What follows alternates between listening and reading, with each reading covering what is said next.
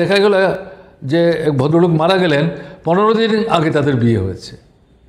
বিয়ের পরে যারা বেড়াতে যায় এরকমভাবে তারা গেছেন, তার যে হোটেলে উঠেছে তার পাশের যে ঘর, সেই ঘরের ভদ্রমহিলা বলছেন, আনন্দবাজার পত্রিকা আমি দেখলাম, একটু আগে পড়ছিলাম আমি। তাহলে এই সমস্ত লোক, তাদেরকে এইভাবে মানে খুন করা, এটা তো মানে এটা দিয়ে কী উদ্দেশ্য সার্থক হচ্ছে? মানুষের রক্ত নিয়ে হোলি খেলছে। তো এদের বিরুদ্ধে, এদেরই আক্রমণ, এটা তো কাশ্মীরের বিরুদ্ধে আক্রমণ, কাশ্মীরের জনগণের বিরুদ্ধে আক্রমণ।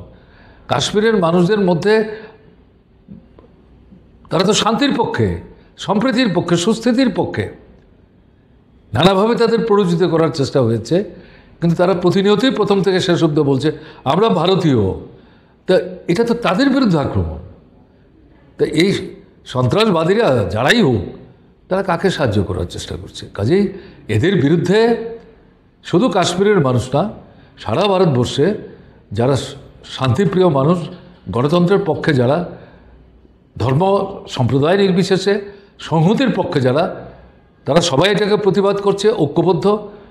আমরা চাই এই যে ঐক্য ভারতবর্ষের মানুষের মধ্যে, দল মতের ঊর্ধ্বে উঠে, সমস্ত সংকীর্ণতার ঊর্ধ্বে উঠে এই ধরনের বর্বরতার বিরুদ্ধে আমরা এটা দেখাবার চেষ্টা করছি, এবং এটাকে আরও সুদৃঢ় করে এগিয়ে আমাদের নিয়ে যেতে হবে।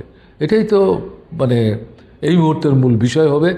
এবং আমরা চাইব কেন্দ্রীয় সরকার অবিলম্বে এই গোটা ঘটনাটার যাতে কিনারা করতে পারে।